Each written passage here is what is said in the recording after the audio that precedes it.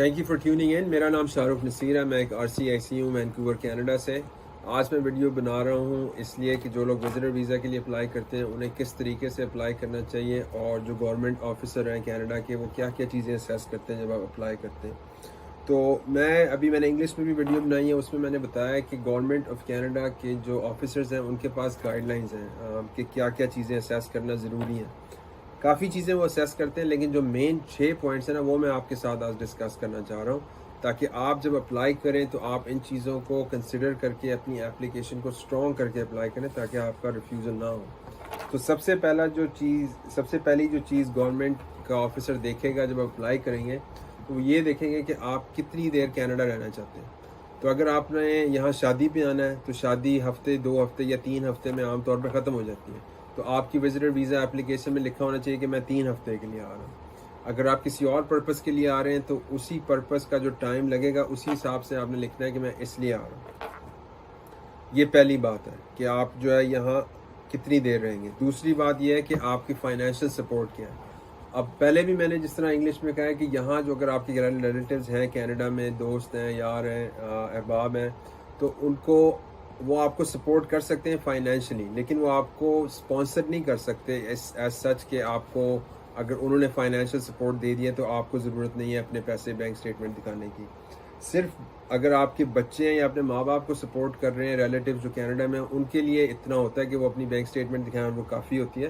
لیکن اگر دوست ہیں، ریلیٹیوز ہیں جو شادی پہ آ رہے ہیں، ان کے لیے اپنی بینک اسٹیٹمنٹ دکھانا بھی بہت ضروری ہے.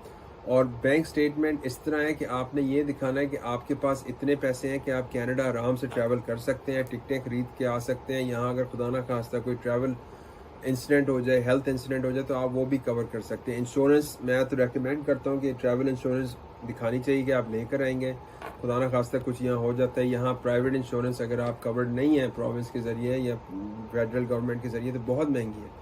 اور اگر آپ کے پاس $5-10 ہزار ہیں اکاؤنٹ میں پاکستان، انڈیا اور ملکوں میں، تو وہ سفیشینٹ نہیں ہے آپ کے لیے یہاں آ کے کرنا، چاہے آپ کا ریلیٹیو آپ کو سپورٹ کرنے کے لیے ریڈی ہو یا نہیں. اس کے بعد ایک اور چیز جو گورنمنٹ دیکھتی ہے وہ یہ دیکھتی ہے کہ آپ کے آبلیگیشنز اینڈ ٹائز کیا ہیں ہوم کنٹری میں.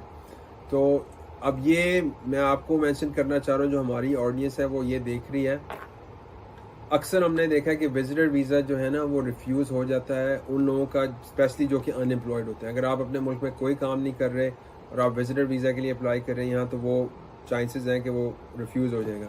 دوسرا، اگر آپ کوئی اچھی جاب نہیں ہولڈ کرتے اپنے ملک میں تو وہ بھی ریفیوزز کے چانسز زیادہ ہیں. اچھی جاب اب اس طرح آپ نے دیکھا ہوگا جن کے ریفیوز ہوئے میں انفارچونیٹلی، کہ گورنمنٹ آفیسر ایک لکھتی ہے سینٹنس جس میں لکھا ہوتا ہے کہ آپ کی ملک کی جو اکنامک کنڈیشن ہے وہ اچھی نہیں ہے، اس بیس پہ ہم آپ کو ریفیوز کریں. تو ان کا کہنے کا مقصد یہ ہوتا ہے کہ جس بندے نے اپلائی کیا وزٹر ویزا کے لیے اس کے چانسز یہ ہیں کہ وہ یہاں آ کے اپنی امپلائمنٹ یا اکنامک سچویشن کو امپروو کرنے کی کوشش کرے گا، اور وہ پاسبلی وزٹر ویزا کے جو رولز اور ریگولیشن ہیں ان کو فالو نہیں کرے گا، کیونکہ آپ وزٹر ویزا پہ کام نہیں کر سکتے. اور آپ کو یہاں جب وزٹر ویزا پہ آپ آ رہے ہیں تو آپ جاب کی انٹینشن سے نہیں آ رہے، آپ وزٹ کی انٹینشن سے آ رہے ہیں. تو ایک دفعہ پھر میں اس پارٹ کو ذرا مزید تفصیل میں لے کے جانا چاہتا ہوں، کیونکہ اکثر جو ساؤتھ ایشین کمیونٹی ہے اس کے ریفیوزلز اسی بیس پہ ہوتے ہیں کہ اگر ان کی فائنینشیل بیکنگ اور ان کے جو ٹائز ہیں ہوم کنٹری میں وہ اسٹرانگ نہیں ہیں، اگر وہ ایک اچھی پوزیشن پہ نہیں ہیں، اگر ان کا اچھا بزنس نہیں ہے پیچھے، اور اسپیشلی وہ لوگ جو GCC میں کام کرتے ہیں، GCC میں UAE، سعودی عرب، کویت، بحرین، عمان، ان سب ملکوں میں جو لوگ کام کر رہے ہیں وہ جب وزٹ کے لیے اپلائی کرتے ہیں کیونکہ وہ ریفیوز ہو جاتے ہیں. اس کی وجہ یہ ہوتی ہے کیونکہ وہ پہلے ہی اپنے ملک سے باہر ہیں اکنامک کنڈیشنز کی وجہ سے، اور اس کے بعد وہ آگے وزٹ کے لیے اپلائی کر رہے ہیں اس ملک میں جہاں کے وزٹر ویزا کا یہ کرائٹیریا ہے کہ وہ یہ دیکھتے ہیں کہ obligations and ties to home country کیا ہے. تو اب اس کو اگر ہم پازیٹیو دیکھیں کہ کون بندے اپروو ہوتے ہیں ہمارے ملکوں سے، تو اگر آپ کی اچھی پوزیشن ہے، آپ اپنا بزنس چلا رہے ہیں، آپ کے وہاں ٹائز ہیں، آپ کی وہاں کانفرنسز ہیں، ایونٹس ہیں، آپ کی ڈیڈ لائنز ہیں، آپ کے پروجیکٹس ہیں، آپ زیادہ دیر چھٹی لے کے نہیں آ سکتے. اور یہ ڈاکیومنٹڈ ہونا چاہیے، صرف ایک لیٹر میں لکھنا سفیشینٹ نہیں ہوتا. آپ کا جو سپروائزر ہے یا آپ کی جو کمپنی ہے وہ آپ کو ایک لیٹر دے کہ یہ بندہ صرف اس عرصے کے لیے آ رہا ہے، اس کے بعد یہ واپس چلا جائے گا، کیونکہ اس کی ذمہ داریاں ہیں جہاں یہ رہتا ہے، اس کی یہ رسپانسبلٹیز ہیں، اس کی یہ ڈیوٹیز ہیں.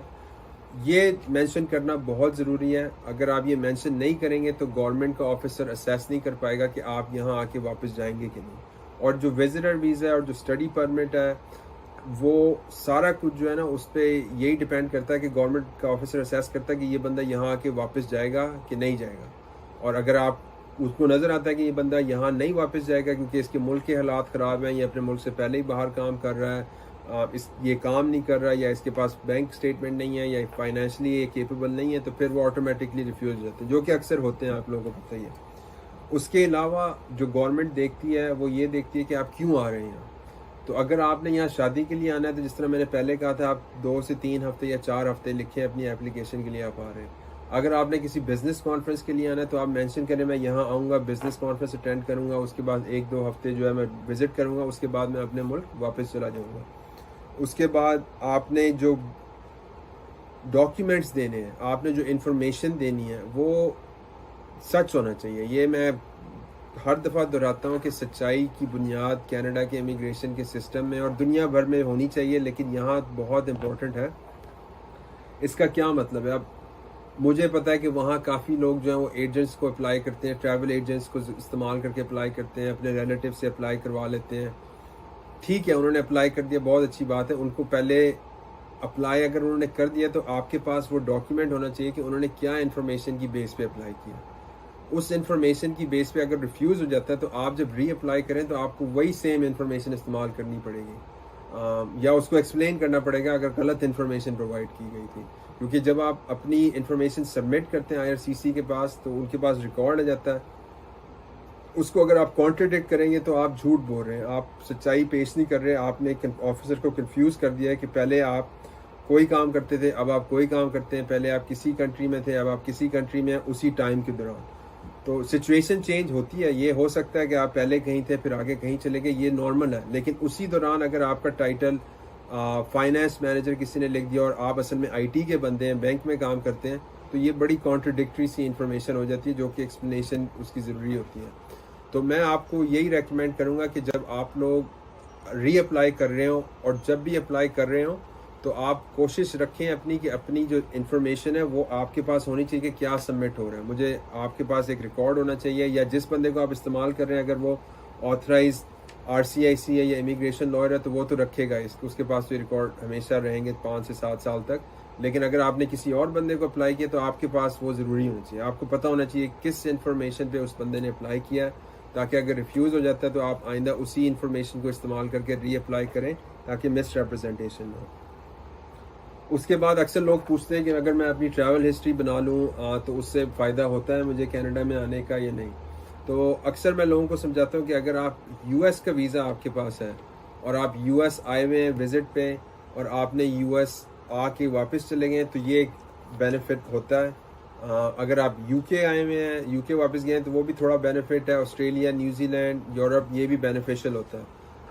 باقی کنٹریز کو تھوڑا بہت وہ دیکھتے ہیں، لیکن مینلی یہ کنٹریز کو گورنمنٹ اسیس کرتی ہے کہ آپ ان ملکوں میں آ کے رہے ہیں اور ود ان دا لا آپ رہے ہیں اور ود ان دا لا آپ واپس چلے جائیں گے. کہنے کا مطلب یہ کہ آپ کا US کا اگر وزٹر ویزا تھا 2 مہینے کا اور آپ آئے تھے اور آپ 1 مہینہ اسپینڈ کر کے واپس چلے گئے تو یہ بڑی اچھی بات ہے، آپ نے کمپلائی کیا رولز کے ساتھ.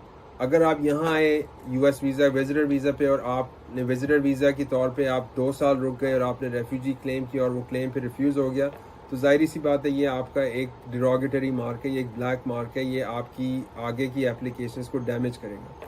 تو اس طرح آپ کی ٹریول ہسٹری اگر اچھی ہو اور ان ملکوں کی ہو تو بڑی اچھی بات ہے، نہیں بھی ہے تب بھی کوئی مسئلہ نہیں ہے. آپ کی اگر باقی چیزیں کور ہو جاتی ہیں تو ضروری نہیں ہے کہ آپ کے پاس ٹریول ہسٹری ہو.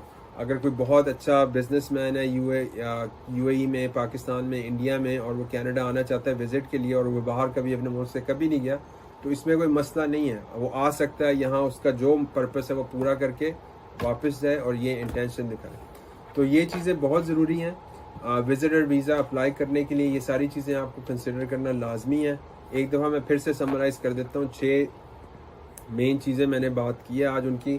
پہلی یہ کہ آپ کتنی دیر کے لیے آ رہے ہیں، دوسری یہ کہ آپ کی فائنینشیل سپورٹ کیا ہے، تیسری آپ کی آبلیگیشنز اینڈ ٹائز ہیں آپ کے ہوم کنٹری کے، چوتھی یہ کہ آپ کیوں آ رہے ہیں، اور پانچویں یہ کہ آپ کی جو انفارمیشن ہے، ڈاکیومنٹس ہے، کریڈیبلٹی آپ کی ڈاکیومنٹس کی انفارمیشن کی جینوئن ہونی چاہیے، اصلی ہونی چاہیے، ایویڈنس ہونا چاہیے، لیٹرز ہونے چاہیے، نوٹرائز ہونے چاہیے، ایفیڈیوٹ ہونی چاہیے، اور اس کے بعد آپ کی پاس کمپلائنس کیا رہی ہے، ٹریول ہسٹری اگر آپ کی اچھی ہے تو آپ کو فائدہ ہوگا۔ تو اسی لیے وزٹر ویزا کی اپلیکیشن بھی ایک سمپل اپلیکیشن نہیں ہوتی، اس میں ہی جب میں یا ہم لوگ یہاں اپلائی کرتے ہیں تو ہم یہ ساری چیزیں کنسیڈر کرتے ہیں اور ہم ایک اچھی پروفائل بنا کے سبمٹ کرتے ہیں based on evidence, based on documents, based on the truth. تو اس پہ اگر آپ اپلائی کرتے ہیں تو اس میں آپ کے چانسز آف اپروول بہت زیادہ ہو جاتے ہیں۔ تو امید ہے کہ آپ اس ویڈیو کو سمجھیں گے، سوچیں گے اور اسی طریقے سے اپلائی کریں گے۔ اگر آپ نے مجھے ہائر کرنا ہے یا کسی اور کو کینیڈا میں ہائر کرنا ہے تو وہ بھی ٹھیک ہے، اگر آپ خود اپلائی کرنا چاہتے ہیں ضرور کریں، لیکن یہ ساری فیکٹرز جو ہے نا ان کو سمجھ کے ان کے ساتھ ایویڈنس پرووائڈ کر کے اپلائی کریں تاکہ آپ کے اپروول کے چانسز بہتر ہوں۔ تو امید ہے آپ کو اس ویڈیو سے مدد ملی ہوگی۔ اپنا خیال رکھیں اور اگلی دفعہ انشاءاللہ ملاقات ہوتی ہے۔ ٹیک کیئر، اللہ حافظ۔